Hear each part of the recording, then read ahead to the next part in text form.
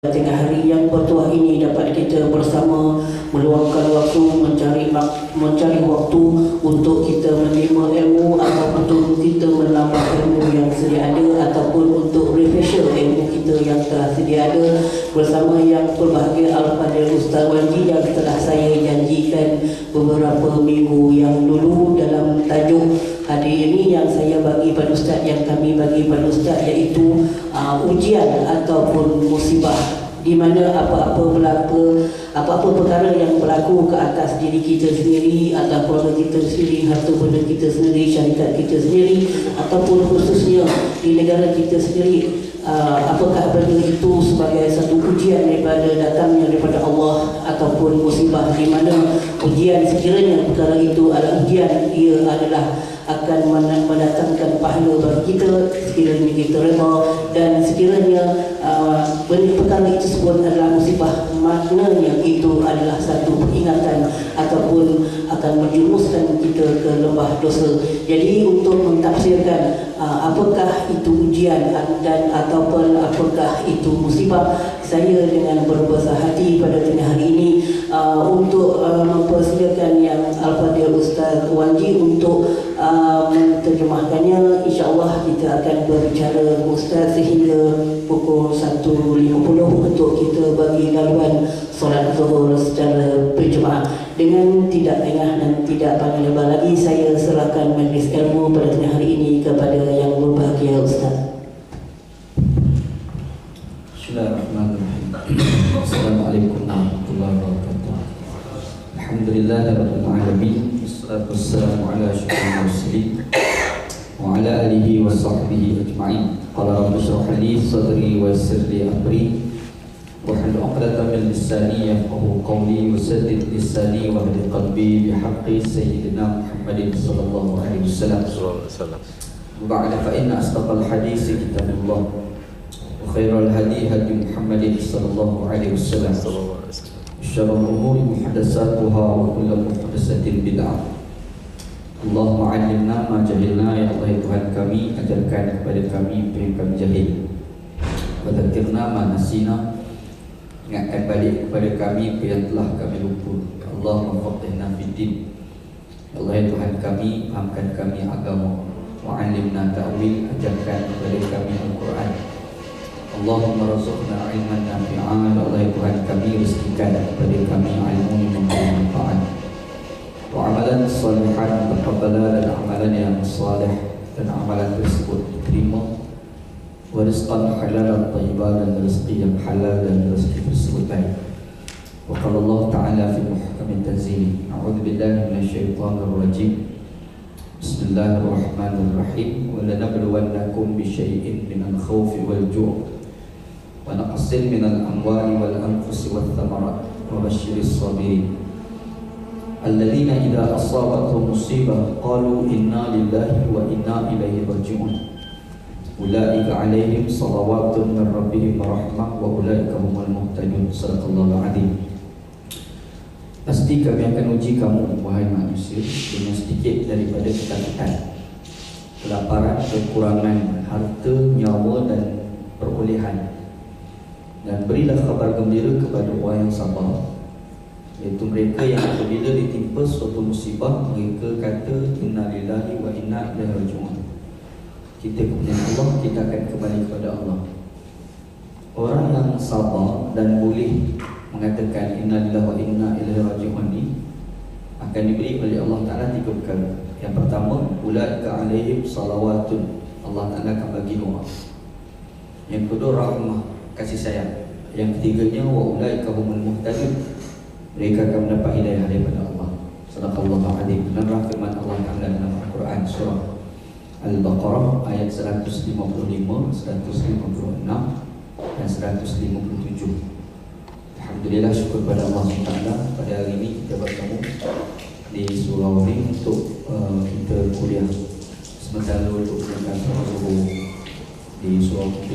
Mudah-mudahan kuliah kita hari ini diberkati oleh Allah SWT, insyaAllah. Tadi ujian, karena diberi tadi ujian. Kalau Arab dia punya istilah balu, al-bala. Al-bala tu kalau orang Melayu bunyi negatif, balu. Ujian macam positif kan. Sebenarnya bala itu bahasa Arab, mana kali ujian. Allah Ta'ala sebut dalam Quran cerita pasal bala ujian ni, wala nabluwannakum, pasti kami akan uji. Nabluwanna itu daripada kalimah bala lah. Bala itu tukar-tukar jadi nabluwannakum, pasti kami akan uji kamu wahai manusia. Itu manusia tak ada lagi itu ujian. Hasiban nasu an yutraku an yaqulu amanna billahi wa hum la yuftanun. Allah Ta'ala kata, boleh ke manusia tu nak kata dia beriman dengan Allah dalam keadaan dia tidak pernah diuji? Sifat uji ni memang pasti akan ada. Bukan kita lah, Nabi Muhammad SAW uji kan. Nabi yang rapat dengan Tuhan kena uji, kita nak jauh pada Tuhan kan. Uji ke. Nabi Ibrahim AS kan uji. Jikalah Ibrahim rabbuhu bi kalimat. Ujian Allah Ta'ala bagi pada Ibrahim ni kalimat. Allah Ta'ala bagi wahyu ujian bagi Nabi. Kalau kita baca dalam hadis Nabi SAW, Nabi SAW pernah cerita macam mana wahyu itu sampai dekat dia. Sahabat Nabi tengok Nabi tu tengah bercakap, tiba-tiba berhenti. Dia berhenti satu tempat, lepas tu tengok dahi berbelur Nabi SAW. Lepas tu bila cakap Nabi macam tak layan, cakap dia macam tak layan, macam dia tengah memerhatikan sesuatu, macam kita lah. Kita bersama dengan kawan, dia berhenti, kita kat telefon cakap, orang cakap kita tak layan sebab dia perhati cakap dalam telefon tu kan. Nabi pun, kita apa hal Nabi SAW? Dan orang pun kita tanya Nabi, dan lepas benda tu Nabi kata, Allah, wahyu datang, aku dengar ni, telinga ni berdesing telinga macam bunyi loceng. Bunyi kita ambil loceng. Kita lah kadang-kadang rumah kat tepi kuil hidu macam mana lah.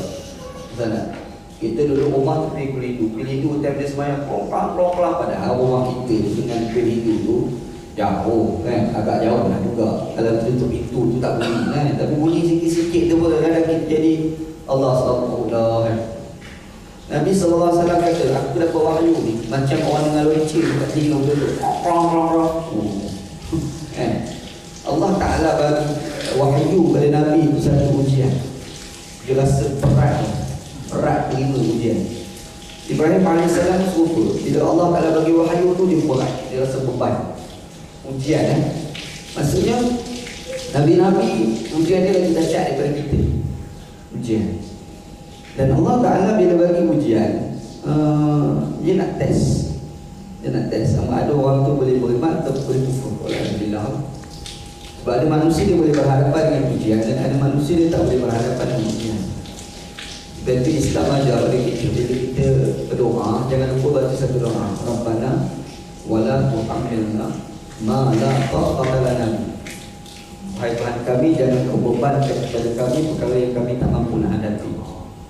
Itu saya baca kan, tapi perlu dipikir makna dia. Rabbana wala tuhammilna ma la taqata lana. Hai Tuhan kami, janganlah kau bebankan kepada kami perkara yang kami tak mampu nak hadapi. Sebab ada orang ni diberikan ujian, dia tak mampu berhadapan dengan ujian, akhir sekali dia kufur. Wala'ilhamdulillah. Banyak kes sama sekarang pun lemah. Kat kampung mana tu ada seorang Pak Haji. Anak respect dengan dia lah, mula-mula kenal sebab dia kata masjid tentang surah awal. Orang tak azal lagi sampai dah. Nampak Pak Haji ni kan, anak kagum lah. Dari masa tu dia tak mewah lagi. Anda tak kata dia miskin, dia tak mewah. Orang berada tapi tak mewah kan. Tapi bila dia mewah tu, dia lupa masjid semua. Dia bukan sekadar lupa, bahkan ada, ialah dalam surah ni buat program, ada masalah kewangan sikit. Jadi buat keputusan hantar orang pergi ke rumah-rumah minta derma kan. Dan orang tu bukan orang kecil, anak orang yang ada nama lah dalam kampung tu. Jadi maknanya kalau datang orang ingat lah kan, orang hormat lah. Kalau orang meninggal tu Pak Haji tu lah semua. Dia Pak Haji yang diamanahkan untuk minta derma. Dia pergi rumah kawan kita yang kata mewah ni kan, yang asalnya susah mewah. Dia boleh tanya, dia kata, ni mesti nak minta derma kan. Allah dan memang lah, kalau memang kawan tu minta derma pun jangan cakap macam tu kan. Sebab orang tu minta kau untuk dia minta untuk surau. Tapi bila kau cakap macam tu, dia punya terluka hati dia tau.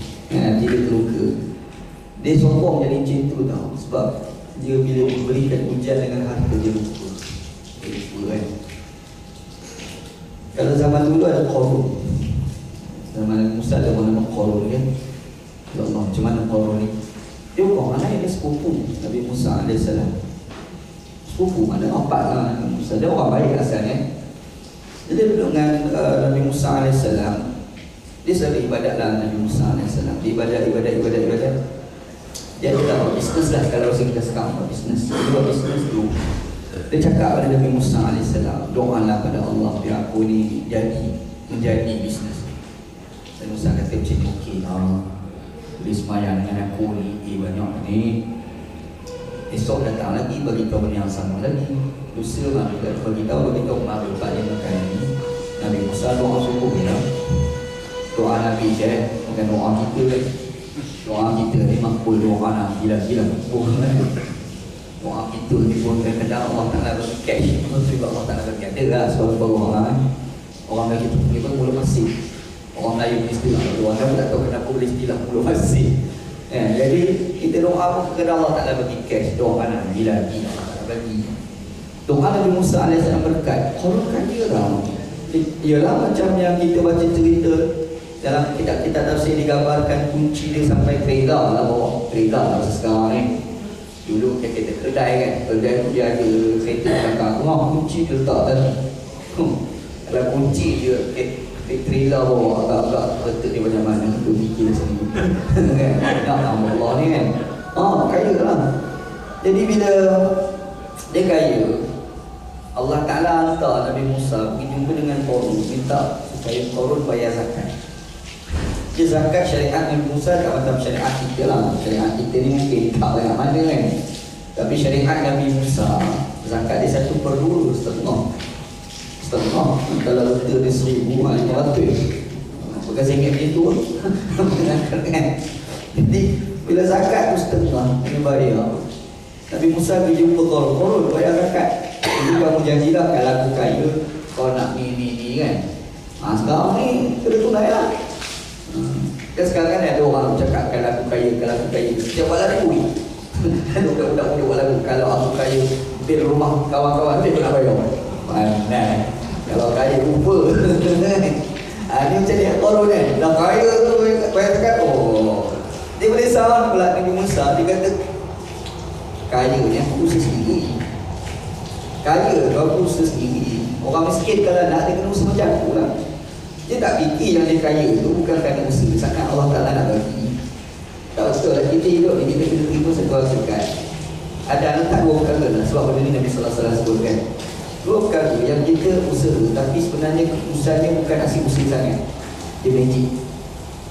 Dua perkara lah yang Nabi sebut. Sebenarnya dia dah banyak lagi kan. Harta dan ilmu. Ada orang kerja kuat tapi tak kaya. Ada orang kerja tak banyak, kaya. Betul-betul bukan Allah. Ilmu super juga. Ada orang dia belajar sikit, pandai dia banyak. Tapi orang belajar betul-betul, bodoh lagi banyak. Betul kan? Anak masa belajar pondok, dulu. Anak ada seorang kawan, ada respect betul sebab dia rajin belajar. Anak masuk dalam pondok ni, kita di pondok ni tak serama ke pondok kan. Dia sedang pondok. Anak tengok tempat tidur dia tak ada keselimut. Lepas tu tak ada tilam, betul-betul atas papan. Anak ni fikir, takkan mamak ni tidur atas papan. Satu, takkan mamak ni tak ada keselimut. Itu dia suruh mana soalan kan. Dengan kepala mimpi tanya kawan nama Khadir, kau suruh orang nak keselimut? Mana ada? Kamu tak pergi. Weh, yang kau tidur ke atas semua?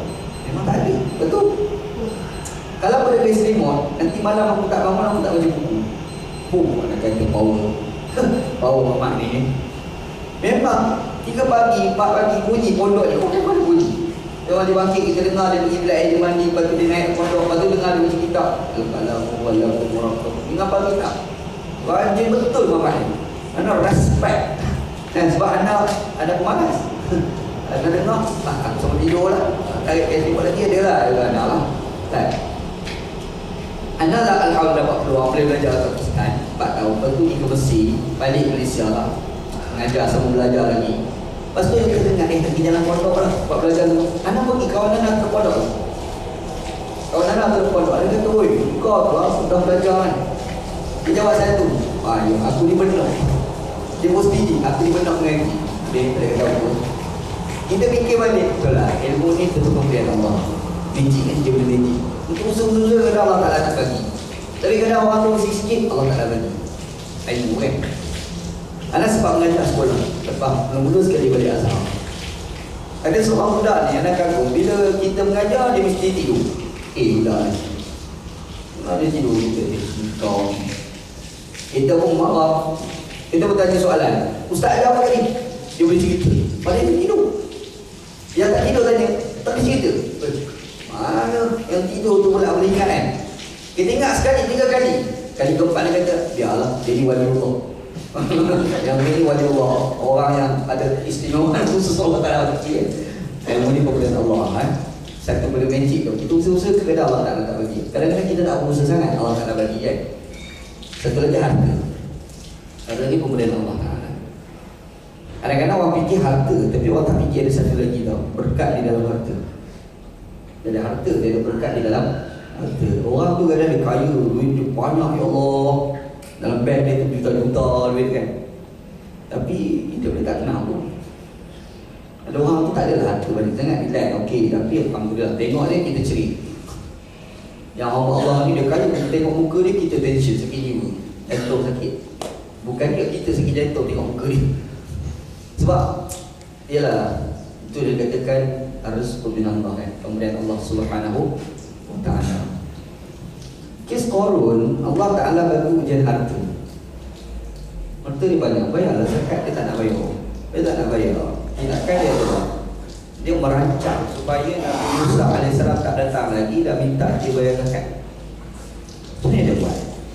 Dia pergi cari pelacu pada zaman tu. Zaman tu ada pelacu dah, sekarang lagi ramai. Pergi kat orang wanita tu, menong gitu.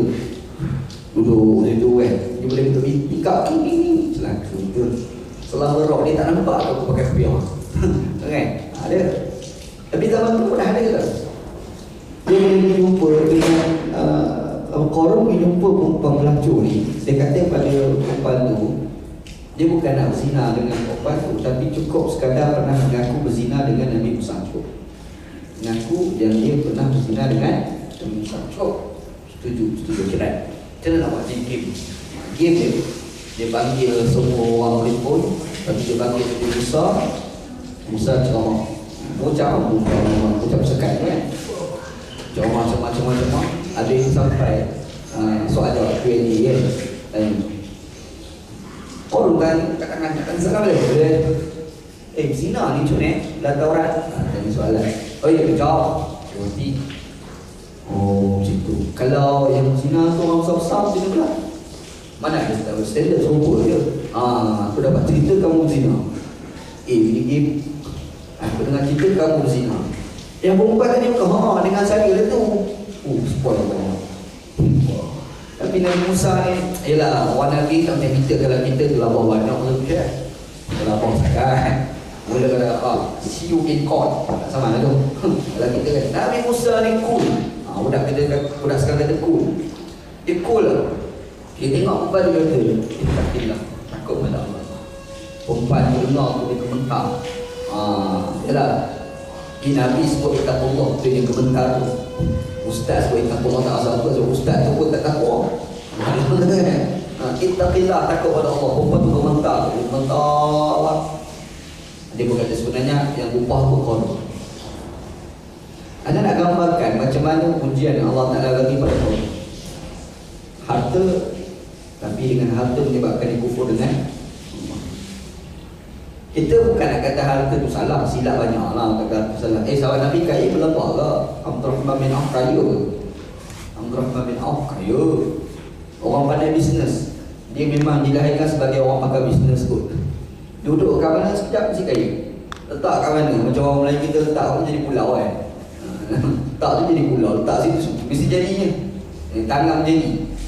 Abdurrahman kaya, tak ada apa pun. Tapi kadang-kadang kita kaya tu kita kena fikir ni harta Allah Ta'ala bagi ni sebagai istidraj, nak bagi peluang kita jadi sesat ke peluang nak jadi baik. Yang kita kena fikir tu kan. Yang tadi kita kena beringat selalu. Maknanya ada orang tu dia gagal berhadapan dengan hujan harta ni. Ada pula orang gagal berhadapan dengan ujian perempuan. Ada Bagi harta banyak dia tak ada masalah, boleh tak. Tapi bagi perempuan, hilang serban kat dia. Serban dia tolak. Sekarang kan. Kalau zaman dulu ada seorang nama Bal'am bin Ba'urah. Bal'am bin Ba'urah, zaman Nabi Musa. Kisah Bal'am ni ada tidak tafsir sebab menafsirkan ayat cerita pasal orang tu mati lidah jilid, mati kufur. Bal'am bin Ba'urah ni kalau kita baca cerita dia hebat. Kehebatan dia sampai doa dia terus dimakbulkan Tuhan. Dia wali Allah lah, masih kita orang rapat dengan Tuhan kan. Dia doa, ya Allah Tuhan, aku nak ni pun jatuh. Nak cari mana zaman sekarang? Kalau ada semua nak orang buat air menawar, siap buat lagi.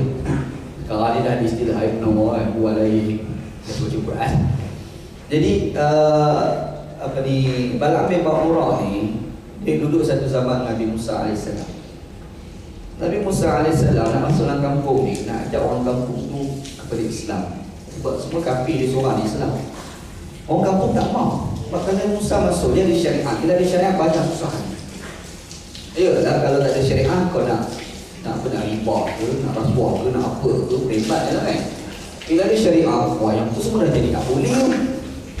Jadi Nabi Musa nak masuk kampung dia, orang kampung kita, masalah kita ni. Macam nak buat? Kita kena fikir Musa tak jumpa kampung kita. Macam nak buat? Bal'am ni doa dia makut, kita jumpa dia cakap dulu. Biar dia sembang macam mana pun supaya tak jumpa kampung kita. Jumpa Bal'am lah, orang tak boleh, biarlah Nabi Musa datang. Bila tak makan, bila pujuk Bal'am tak makan, caranya adalah tak ada orang lain, pujuk bini dia.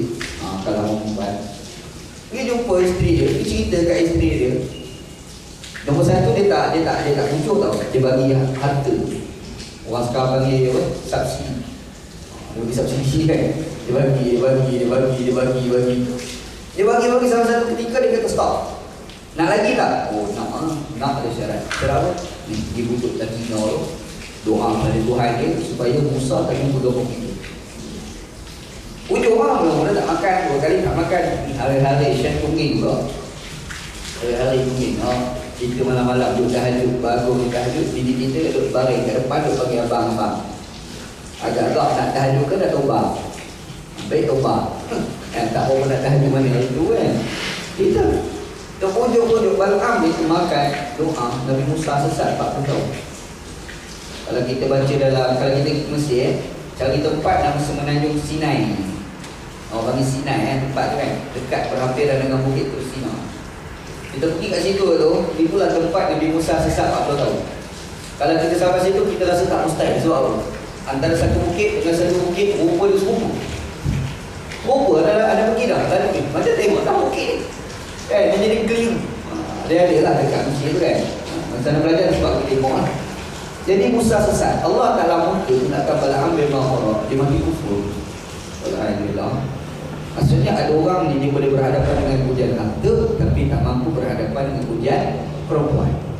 Kan? Alhamdulillah. Tak boleh dengan Allah SWT. Jadi ujian, kalau kita tak mampu hadapi, kadang-kadang kufur. Alhamdulillah. Tapi kalau kita berjaya berhadapan dengan ujian, iman paling tinggi sekali. Iman tu kan? Allah Ta'ala sebut berana wala nabluwannakum bi syai'in min al-khawfi wal-ju'i wa naqsin min al-amwali wal-anfusi was-samarati wa basyiril sabirin. Allah Ta'ala sebut Quran, pasti kami akan uji kamu wahai manusia dengan sedikit daripada ketakutan, kelaparan, kekurangan harta, nyawa dan perolehan. Allah Ta'ala senaraikan bentuk-bentuk ujian. Tapi dalam keadaan ujian itu, apa yang kita kena fikir? Allah Ta'ala kata wa basyiril sabirin. Berilah khabar gembira kepada orang-orang yang sabar. Sabar tu minum. Ujian memang ujian. Hidup mana boleh ujian. Jangan lari dari ujian tau. Ujian ni hadapi, selesaikan ujian. Kalau lari, nanti datang ujian lain. Lari pula, datang ujian lain. Datang lagi sekali beban ujian. Gila tu urusan. Kalau orang Jepun tu bunuh diri tu. Orang Jepun tu kan, dia dah tak ada agama, dia kerja bangunan. Macam kita ni nak kerja bangunan, teringat nanti mati nak jadi apa pula kan. Dan sekali cancel, sebab ada agama, tak ada agama, bukan kerja lawan. Sebab kita orang Islam kan, orang Islam. Jadi bila ada ujian, ada masalah, cubalah selesai masalah. Pulanglah macam nak selesai masalah tu, sama ada kita fikir sendiri ke, berbincang ke, tanya pandangan, pulanglah. Ramai kita manusia ni banyak masalah. Ana sendiri kadang-kadang berhadapan dengan orang yang ada masalah. Dia tak tahu kita pada masalah. Kita punya masalah apa beban enggak, tapi dia tanya kita masalah, nak selesai masalah dia ni. Macam kita tak ada masalah. Tak ada tanya kan. Yang kita pun nak fikir masalah dia, kita nak fikir masalah kita sama. Ada seorang perempuan telefon Ana. Ana tak tahu siapa dia. Dia telefon Ana. Dia kata, ni Ustaz Zaharuddin. Ana kata bila pula aku bukan nama. Ana kata, nama saya Wajib. Bukan ada Ustaz lain, tak tahu ni. Dia kata, tapi Ustaz kan? Susah nak jawab. Tanya soalan tu. Ana kata tak tahulah saya Ustaz ke tidak, tapi setakat dia orang panggil saya Ustaz lah. Orang dah panggil lah, saya tak pernah panggil saya Ustaz. Orang panggil Ustaz, entah macam tu lah kot. Tak apa, yang penting Ustaz. Telefon kan. Apa dia? Nak tanya sikit ni, nak tanya ni.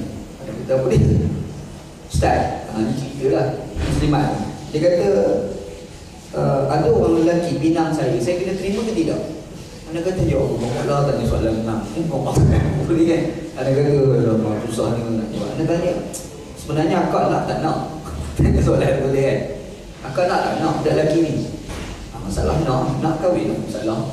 Kita tanya anak kalau tanya anak, kalau kata nak, bukan akak boleh kahwin pun. Anak kata nak, bukan akak nak kahwin. Masalah Ustaz, kalau kahwin nanti takut kena datang gaduh. Anda kata semua orang macam tu kan? Gaduh kalau tak pandai gaduh, kalau pandai insyaAllah tak gaduh pada urus saya. Mana Ustaz, saya confuse ni sebab tak sebenarnya masalah kak. Dia tanya saya dia pesan. Dia kata, sebenarnya macam ni Ustaz, saya ni nak kahwin dengan lelaki, dan lelaki tu nak jadikan saya isteri nombor 2. Baru tahu jalan cerita sikit. Dia kata macam ni lah kak, kalau kak kenal kahwin. Tak boleh Ustaz, kahwin tu ni selalu orang gaduh. Dia kata tak, orang tak cerai tu kahwin satu pun. Tak cerai tu kahwin satu. Kalau kahwin tu tak cerai pun boleh juga. Pandai tak pandai ke? Susah lah Ustaz, saya bimbang. Ini cerita ayat tu ada nama kuih. Tiba-tiba dia pun ada pula mati. Alhamdulillah. Habis bateri. Syukur pada Allah Subhanahu Wa Taala. Itu kan. Namun malam tu satu kedai mamak minum teh, dia ada pelak. Dia kata, boleh charge tu. Tanya mamak, ada charger tak? Ada pinjam charge telefon. Dia masih SMS pula. Ada pun teks. Kakak pula tak habis lagi kan. Bomba. Dia pun cerita sebenarnya dia ibu tunggal. Jadi ada orang lelaki berkenan dia, ajak dia kahwin, tapi sebagai nombor 2. Tapi ada lagi janji, kalau dia jadi isteri sungguh, dia nak ajak pergi umrah. Dia kata power punya tawaran. Kan? Dia kata macam ni lah kak, kalau akak nak, tafadhal. Kalau tak nak, tak payah. Macam tu kan. Masalah saya tu masalah orang kan. Satu masalah. Anda tak cerita lagi ada orang kahwin 2, isteri pertama dia bergaduh dengan isteri kedua, dia telefon anak. Tu lagi beban. Dia kahwin 2, dia musuhkan kita. Ustaz, macam mana ni bini saya nombor 1 dah marah ni? Alah, kau kahwin musuhkan aku pula. Ustaz lah sendiri kan. Aku seorang tu boleh tu pun susah nak kahwin. Mana ini masalah. Ini cerita masalah. Tapi kita kena fikir satu dia. Bila ada masalah, cuba fikir nak selesai masalah. Tapi masalah tidak akan boleh selesai kalau dia tak ada satu benda dalam hati kita, kekuatan, namanya sabar. Sebab Allah telah kata wabasyiris sabirin. Berilah kabar gembira kepada orang yang sabar. Sabar dia kan. Kata Nabi sallallahu alaihi wasallam, as-sabru fi sudmatil ula. Sabar ni di permulaan. Kalau dah seminggu menangis, hari ke-8 baru duduk diam. Kenapa duduk diam ni? Sabar tu kan sabar. Dan sabar tu mula-mula dapat berita tu meninggal. Tahan tu. As-sabru fi sudmatil ula. Nabi sallallahu alaihi wasallam. Tapi sabar ni tak cukup tahan dia. Dia ada satu lagi yang Allah telah sebut, alladzina idza asabatuhum musibah qalu inna lillahi wa inna ilaihi raji'un. Apabila timpa satu musibah, mereka mengatakan kita ni kepunyaan Allah, kita akan kembali kepada Allah. Ingat situ ya, kita ni bukan hak Allah, kita ni hak kita ni hak Allah. Dia punya sifatnya kembali kepada Allah Taala. Ialah kita dapat berita orang mati, Islam mati, nanti dah kafir mati, tak sebut nanti dah Islam juga. Salah kita ni. Jangan itulah bising ketua ahli politik bukan Islam kan. Ustaz meninggal juga Ustaz kafir Ustaz. Ada yang radikal ni, anak tidak terang, anak tak suka tau jenis tafsiran radikal ni. Jadi ada radikal sangat, aku tak faham kenapa kau boleh fikir radikal tu Orang Islam mati, kita kata innalillah. Orang Islam tu sendiri memanglah punya Allah. Orang kafir tu punya Allah, dia berbalik kepada Allah, takkan dia balik ke Tuhan dia pun. Tuhan dia pun kita kata mengarut. Kita kata Tuhan dia pun Tuhan kita, dia tu bukan Tuhan kita jugalah. Kita sebut innalillah wa inna ilaihi raji'un juga. Kalau tak boleh ni kafir. Masalah tu, saya fikir tu ada masalah banyak kan. Ada apa lagi? Orang kafir mati Ustaz, boleh ke kita memberi penghormatan? Salah Quran. Kalau orang tanya, kata sunnah Nabi menghormati orang mati. Nabi Sallam kan duk sembang kawan-kawan, tiba-tiba ada orang pergi main orang Yahudi lalu depan Nabi. Nabi ini memberi penghormatan apa? Beri penghormatan. Jadi kalau Nabi memberi penghormatan terhadap orang kafir yang dah mati, maksud memberi penghormatan pada orang mati itu sunnah lah. Ada lah sahabat Nabi pun macam kita kat terkejut. Boleh Rasulullah Yahudi tu. Dia rumah Yahudi tu boleh. Nabi kata, Nabi saya tanya, alaihissatil insan, bukankah hari itu orang? Orang tak boleh. Nabi SAW cud dah dalam Islam ni. Yang tak cud ni, yang jadi masalah ni, tafsiran kita tu. Kita gagal memamerkan gambaran baik terhadap Islam. Tafsiran yang orang bawa itu, tafsiran itu dia bukan sudut pandang Nabi SAW. Sebab Islam cara Nabi dia tak susah macam kita tau. Betul. Ada saya contoh ni musim jatuh air. Dah selesai lah insyaAllah. Anda pergi semayang masjid Bandar Baru Sungai Buloh. Jadi khatib khutbah Jumaat. Anda orang sebelah, anda orang Sungai Buloh. Jadi kalau khutbah Jumaat, lazim masjid tu baik dengan anda boleh kecil lagi baik Pak Haji dia. Anda pun Pak Haji tu macam bapak dengan anak. Punya baik Pak Haji. Ini mesti kena Ustaz. Susah semua. Ustaz? Kenapa ni? Air kolah tu Ustaz. Standby tu 2 hari. Sebab 2 hari tak ada air, 2 hari buat air. Standby lah. Tapi sebabkan hari ni hari Jumaat, kita standby. Hari Jumaat dia ambil sembahyang macam ada air tu. Last kali tinggal sikit, kita pening nak cari sehari setengah lagi. Standby dia orang nak sembahyang ni kan. Anda kata ada masalah semua pula orang Islam kita ni kan. Dia guna air, dia guna betul-betul membazir tau. Padahal dia kala tak ada air. Macam tu Ustaz dapat, dia kata tak apa je. Nanti ada khutbah, ada cerita kat atas. Kita nak tak tahu, kita goreng sakit-sakit atau hak ni, goreng atas. Anda beritahu, air mustakmal ni memang tak boleh digunakan. Ingat, satu mazhab dia Syafi'i je. Maksudnya kita ambil air, kita pulang kayu, kita wuduk, kita cedok air tu kan. Lepas tu air jatuh dalam mustakmal. Air mustakmal tidak boleh digunakan. Maksudnya air tu tidak boleh digunakan untuk wuduk yang lain, tak boleh guna untuk mandi baju yang lain, tak boleh kan. Dalam mazhab kita je, mazhab lain tak ada masalah pun. Mazhab Hanafi, mazhab Hanbali, mazhab Maliki, semua mazhab kecuali Syafi'i air mustakmal boleh digunakan. Very simple, senang kan? Kalau ada keperluan, apa masalahnya taklid mazhab orang? Itu salah. Senang kan? Pergi ke Mekah, tawaf keliling Kaabah, pakai Syafi'i, sentuh lagi berapa batal wuduk, musim haji. Sentuh batal wuduk, berlari ambil sembahyang, nak lari datang balik, agak-agak sempat sampai ke Kaabah balik. Bersentuh pula, hostel balik, tapi dah nak selesai. Mana? Oh, tak boleh Ustaz ni Syafi'i. Kau tu Syafi'i sahaja Islam. Oh, apa? Hanafi tu bukan Islam. Hanafi, Maliki, Hanbali semua tu Islam. Dan mereka berhujah ada asas pun, ada hadis Nabi SAW. Ada keperluan, tak salah ikut mazhab orang. Boleh ke taklid mazhab? Tanya pula soalan tu. Orang siap bagi tahu boleh taklid, dia boleh tanya boleh ke pula. Dia yang boleh taklid mazhab orang ni, yang pertama mesti kau pandai. Maksud kau faham semua mazhab tu kan.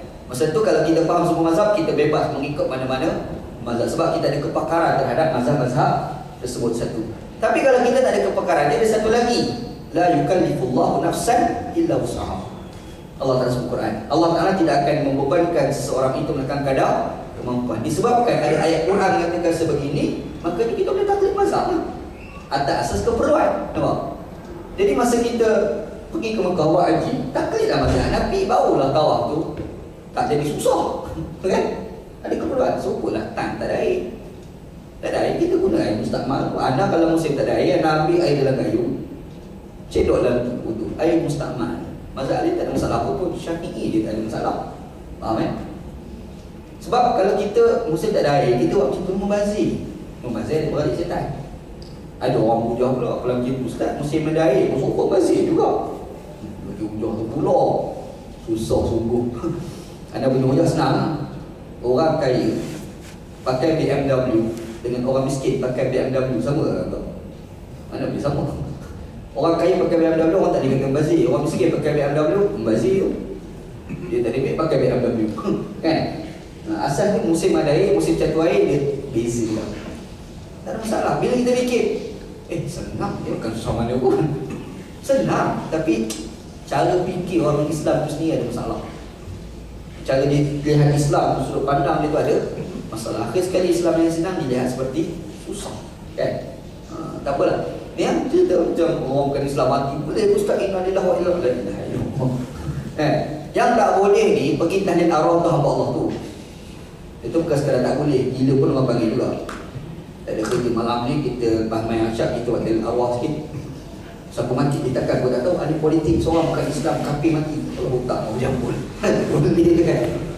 La tusalli ala ahadin minhum mata abada wa la taqum ala qabri innahum kafaru billahi wa rasulihi. Quran sebut kan. Jangan kamu doakan untuk orang kafir itu sampai bila-bila, dan jangan kamu dikubur dia kerana dikufurkan Allah, kufurkan Rasulullah sallallahu alaihi wasallam. Itu maksud tak boleh. Tak boleh dalam maksud doa untuk dia selamat di akhirat, itu tak boleh. Ada pasal-pasal kan, dia mati, dia akan mati. Allah maghfirlahu warhamhu. Kau pahala. Yang itu tak boleh, itu tak boleh. Senang insya-Allah. Yang mati biasa-biasa ni, inna lillahi wa inna ilaihi raji'un. Musibah datang, inna lillahi wa inna ilaihi raji'un.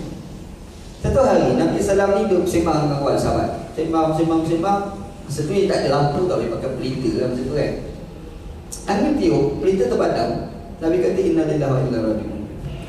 Sahabat Nabi tanya, Rasulullah takkan pelita padam inna lillahi kan? Sebab kita biasa orang padam. Inna lillahi kan? Dia tiba-tiba pelita padam, inna lillahi wa inna ilaihi raji'un. Sahabat Nabi tanya, macam mana Rasulullah takkan pelita padam inna lillahi? Nabi kata,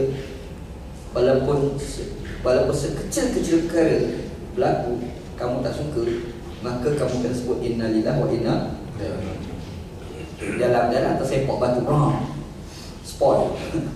Kita celaka oleh batu. Ni kita sebab tersepak batu, inna lillahi wa inna ilaihi raji'un. Betul kan? Allah Ta'ala dah ajar di dalam. Tapi janji Allah, datang musibah, inna lillahi wa inna ilaihi raji'un, sabar. Bila ada benda-benda ni pada diri kita, Allah Ta'ala bukan lepas gitu je, dia bagi janji pula. Apa janji Allah? Kata Allah, ulaika alaihim salawatun min rabbihim wa rahmah wa ulaika hum muhtadun. 3 perkara pula dia bagi. Tak ada pasal-pasal dapat hadiah free. Apa hadiah-hadiah? Yang pertama dia bagi doa daripada Allah. Bukan senang tak dapat doa daripada Allah. Agak-agak isteri kita pernah tak doakan kita? Tanya pula umpan, agak-agak lah, pernah tak suami dia doakan untuk dia? Tanya pula umpan. Suami dia tak ada doa untuk isteri dia, kecuali dia doa, wahai ya Allah, tolonglah buka hati bini aku, izinkan aku kahwin seorang lagi. Itu ada. Itu ada. Kalau doa ya Allah bagilah bini aku sihat, dia tak percaya ke? Kan? Susah. Orang baru apa? Ya Allah Tuhan aku, janganlah suami aku kahwin lagi. Dia lah doa. Ya Allah Tuhan aku bagilah suami aku sihat. Ya. Dia tak percaya. Kan? Nak dapat doa daripada isteri, pada suami pun susah. Dapat pada kawan. Ada buat tanda arwah tu, kena makan, tak ada makan, mampir tak doa. Buat ada makan. Ada makan tak? Tanda dia, makan tak ada. Mesti susun. Datang pun tak ramai. Pak Imam pun datang sebab dia imam. Kalau dia tak imam, dia pun tak datang. Betul. Sebab ada makan. Betul. Tak dapat doa pada kawan-kawan pun susah. Tak dapat. Doa. Orang sabar. Inna lillahi wa inna ilaihi raji'un. Bila datang musibah, Allah Ta'ala doa ni. Wah, best tu. Allah Ta'ala bagi doa tu. Allah Ta'ala bagi ke dia. Satu. Yang kedua, rahmat. Rahmat. Ingat syurga kita rasa bukan kadang-kadang kita. Ingat semayang kuat masuk syurga. Belum tentu. Dia tak semayang malam ni. Jangan salah faham pula kan. Nabi SAW, cerita Nabi kan, Masa dia datang sikit, insya-Allah. Satu hari Nabi SAW dia balik daripada balik rumah. Dia tengok Aisyah tidur. Nak sembang, Aisyah tidur dah, nak tidur tak menentuk lagi. Nabi SAW pun terus keluar. Rupa Aisyah tak tidur lagi. Aisyah dalam gelap tu mata dia kelipah. Tengok Nabi, ini rumah bila ni. Dia pun bangkit dalam gelap-gelap pun follow Nabi. Rupa Nabi pergi ke kubur Baqiyah. Sampai kubur Aisyah nampak alamak, silap dia ingat di rumah bin lain. Itu pusing lari tu Nabi nampak kelibat Nabi kejar kelibat. Nabi lah kalau kita kelibat kejar kita. Itu kan cerita kan. Nabi nampak kita kejar kelibat. Kejar. Sampai Aisyah ini aku. Dia sama dia kan. Sampai dekat rumah Nabi SAW ni dakwah lah sikit, kena syarah lah itu, penceramah Nabi tu kan. Bomba syarah. Bagus dia ceramah. Yang Aisyah ni dengar. Last sekali Nabi ni sebut dan berkata la yadkhulul jannata illa birahmatillah. Seseorang itu tak boleh masuk syurga kecuali dengan rahmat Allah. Kasih sayang Allah. Aisyah tanya, wala anta ya Rasul. Kau macam mana? Allah pergi tanya Nabi. Nabi kata, seorang pun tak boleh masuk syurga kecuali rahmat Allah. Semua kasih sayang Allah, bukan kerana amalan kan. Aisyah bila dengar Nabi cakap itu, Aisyah pun fikir, aku dah tengok Allah ni semayang kuat, nangis. Dia ni macam mana agak? Masuk syurga kerana amalan dia ke atau kerana kasih sayang Allah? Aisyah tanya, wala anta ya Rasulullah. Kau serupa ke Rasulullah? Wah, jam Nabi ni jam Nabi dipamerkan dalam hadis. Nabi pun dai. Macam kita dapat berita berat. Allah itu kan. Dapat berita tepuk dahi Nabi. Nabi kata aku serupa. Rahmat Allah SWT kan. Amal kuat belum tentu dapat rahmat. Orang munafik amal kuat apa? Orang munafik semayang ni kuat, tapi tak ikhlas kerana Allah. Betul. Kita semayang, dia semayang tu penting tau. Tapi dalam semayang tu, hati pun kena semayang. Amal orang ni jasad dia semayang, hati dia tak semayang. Masuk hati semayang tu khusyuk tu, ikhlas tu, kita katakan hati semayang Allah. Yang hati semayang tu lah yang Allah Ta'ala nak bagi rahmat tu. Ada orang ni jasad dia semayang tapi hati dia tak semayang. Orang macam ni Allah Ta'ala tak bagi rahmat. Allah Ta'ala bagi rahmat hati yang khusyuk. Nak dapat hati yang khusyuk, dia mesti ada kekuatan jiwa. Kekuatan jiwa ni dipamerkan dalam bentuk pujian. Apabila tahu dia sabar, barulah Allah Ta'ala bagi rahmat. Nampak sifat dia begitu kan. Rahmat Allah Subhanahu wa Ta'ala. Nabi Muhammad pernah pamerkan orang kaki maksiat Allah Ta'ala kubur syurga. Yang dengan kejutan nak bagi tahu ni. Hadis riwayat Imam Bukhari ni sahih. Orang lelaki tu maksiat dia banyak. Nak mati teringat mati dia. Kali ni melingkup.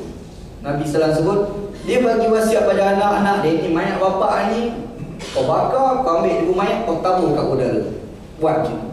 Anak tanya, kenapa bapak? Diam sudah, buat. Mati semua. Allah Ta'ala bagi jadi manusia balik depan Allah. Allah Ta'ala tanya, ni kau faham buat perkara ni? Dia kata apa? Aku percaya kau ada. Aku percaya syurga ada, percaya neraka ada. Tengok keamalan, nampak gaya neraka. Nampak gaya ke tak? Takut sangat neraka, bakar mayat, harapan selamat. Harapan. Kaki maksiat Allah Ta'ala kata, okey, kau tahu aku ni maha kuasa kan? Kau tahu aku orang syurga neraka. Okey, hari ni aku kepala syurga. Rahmat Allah Subhanahu wa Ta'ala. Anak rasa Hindu pakai hadis ni kot. Hindu kan mati dibakar. Anak rasa yang baca lama dah kat di Bukhari ni. Anak rasa lah Allah Alam lah kan. Cuma Hindu ni dia tahu dia buang dekat laut kan. Dia tahu kat udara. Cerita kan. Faham dia tak? Faham kan? Nak gambar kan? Rahmat Allah SWT. Lepas Allah Ta'ala kata kau sabar dengan ujian. Inna lillahi wa inna ilaihi raji'un. Allah Ta'ala bagi doa rahmat. Yang ketiga Allah Ta'ala bagi ulaika humul muhtadun. Allah Ta'ala bagi hidayah. Hidayah ni bukan baca Quran terima tu. Allah Ta'ala pimpin kita. Allah Ta'ala pimpin hati kita tu supaya tak lalai daripada Allah. Itu kita harap sebenarnya. Besar. Ujian ni memang kita nampak ada sudut negatif. Tapi sebenarnya kalau kita fikir, dia ada sudut positif yang cukup besar. Kita kena fikir satu benda je. Fa'inna ma'al usri yusra. Sesungguhnya bersama dengan kesusahan itu pasti akan ada kebaikan. Sebab dalam orang belajar bahasa Arab, kenapa Allah Ta'ala kata fa inna ma'al usri, al-usr ada di dalam, yusra tak ada di dalam. Kenapa? Sebab dalam hikmah Allah Ta'ala dalam bahasa Arab, bila sebut tak ada ilam, menandakan benda itu banyak. Kalau ada ilam, menandakan benda itu sikit. Fa inna ma'al usri, bersama dengan kesusahan di dalam susah tu sedikit. Yusran, kesenangan yang banyak. Macam tu. Kita nak tengok pelangi kita kena tengok hujan. Udara kita mungkin kotor, tapi kalau datang hujan, Allah susahnya nak jalan. Tapi bila habis hujan, udara kita bersih. Hikmah Allah Subhanahu wa Ta'ala. Satu benda yang kena ingat, Allah Ta'ala bagi hujan sama. Mudah-mudahan Allah Ta'ala bagi kebaikan. Wallahu a'lam. Sallallahu ala sayyidina Muhammad wa ala alihi washabbihi ajma'in. Alhamdulillahirabbil alamin. Mungkin ada soalan pertanyaan sini. InsyaAllah saya dapat jemaah yang ada soalan untuk Ustaz. InsyaAllah.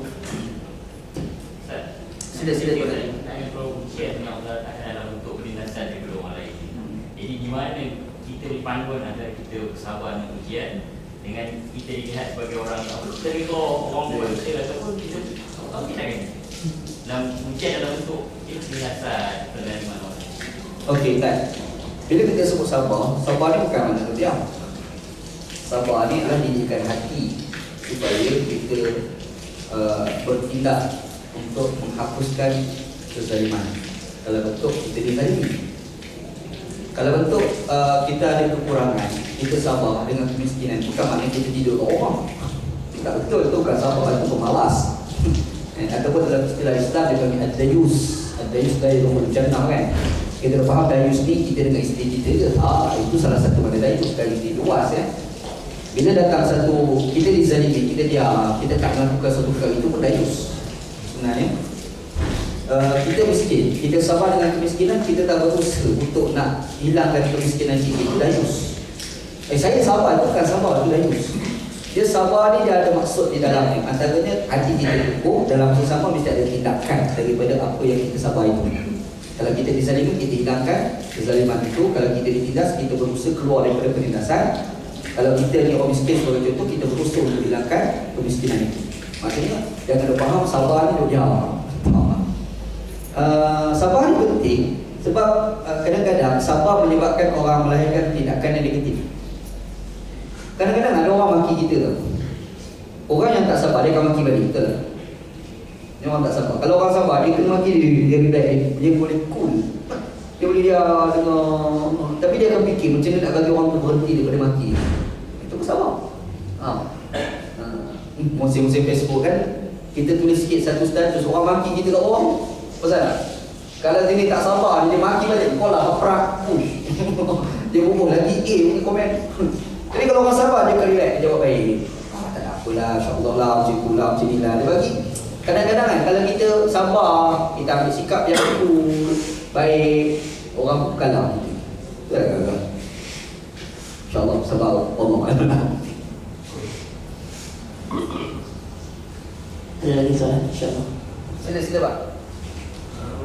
Baru ni saya biar subuh Beranjak juga lah. Berarti mengajar tentang sunat kan? Sunat waktu Ba'diyah dengan Qalbiyah.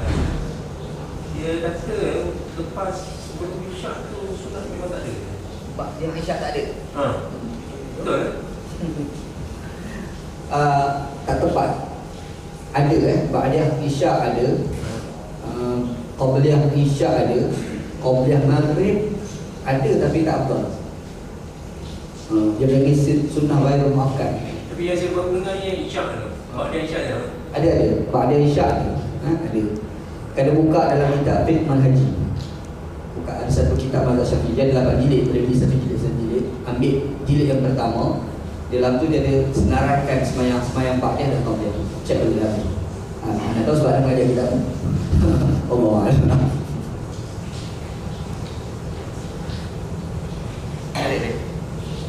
Ada insyaAllah. Satu dulu soalan. Susah tu Pak Ustaz ni. Soalan mana ni?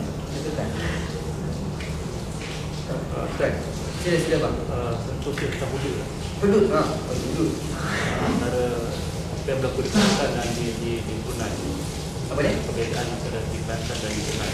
Brunei dengan Kelantan. Contoh ni cerita ni panjang ni, masa tak anak kecil tu ringkas lah insyaAllah. Kalau nak tahu lagi kita sembang waktu dia ada kita atau kita sembang sebab anak ada tulis artikel, 6 artikel tentang kritikan anak terhadap enactment hidup Kelantan. Sebab anak buat kajian untuk Kelantan ni selama 2 tahun. Tak apa, cerita kritik tolak terkini. Jangan nak cerita sekarang, contoh dia bukan semua sepakat, ada yang khilaf. Hukum pertolongan tu sepakat. Okay. Hukum berzina sebab satu orang sepakat. Tapi derjam pada penzina khilaf. Apakah orang yang bersetubuh, dia berkahwin, dia bersetubuh, lepas tu dikenakan hukuman, iaitu apakah dia rejam atau tidak? Khilaf, ulama tak sepakat. Orang murtad dibunuh atau tidak? Khilaf, ulama tak sepakat. Nampak? Jadi kita kena kan?